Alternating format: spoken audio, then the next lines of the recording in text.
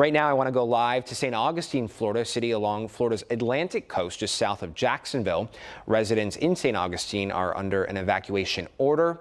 Reporter Aaron Farrar joins us live from the historic downtown area with more on what folks are dealing with in the area right now. Aaron, good morning, sir. Good morning. That evacuation, that mandatory evacuation, went into effect a little more than an hour ago. We're in downtown St. Augustine, where one of the common sights is like this, stacks of sandbags. And what's interesting about this is we've covered different storms here before in the past, several years ago as well, all the way up to here. And now we're noticing people do much more to try to protect their businesses or their storefronts. So in addition to sandbags, you see things like tape, tarps, anything to seal even the cracks or creases in a building. We've seen sealant like liquid and things of that nature just to try to protect any water from getting inside. It's raining here. This picked up within the last 2 hours here, and it's even causing some of the standing water down at the intersection and different intersections around downtown St. Augustine. That is not uncommon to people, and honestly, dealing with hurricanes is not uncommon for people. So that's why over the years they've been getting used to putting things up like this. Here's some video of what the other parts of St. Augustine look like at this point. And again, as you see, there are a lot of different businesses that are doing the same things, adding whatever they can as reinforcement to prevent any likely flooding from water from getting into their businesses as well.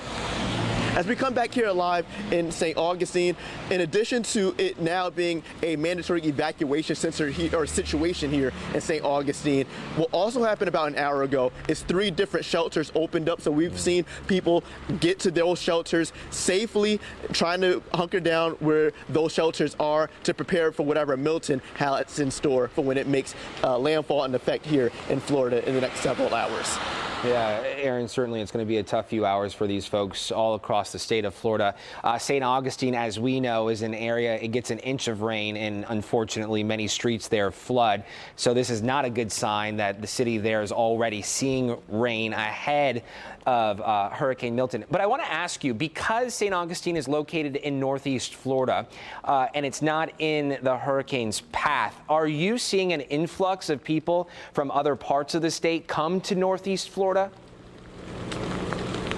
There are some people who are evacuating from southern Florida, from south from here, and coming here to until the storm passes. Mm-hmm. About 30 minutes ago, we spoke with a couple who is here from St. Petersburg. So just for a reference, that's a little more than 3 hours from St. Augustine. They drove up here yesterday, and one thing that they mentioned is for them, this is uncharted territory. They've never had to evacuate. They were already in the midst of trying to still clean up from flood damage in their own home from Helene. So now they're dealing with a situation where they have to leave their home because of Milton. And when they said that, they're concerned because they're not sure what they're going to face when they get back to St. Petersburg, whenever that opportunity is going to present itself. So for right now, they're staying in a hotel not too far away from downtown St. Augustine until it's safe enough for them to go back down to St. Petersburg. So when they told me that story, I definitely felt for them, because you can kind of feel that they were just like, here we go again, but it's a situation where they have no idea what they're going to encounter when they get back home. Yeah, just overwhelming, and especially for them, it's heartbreaking to know that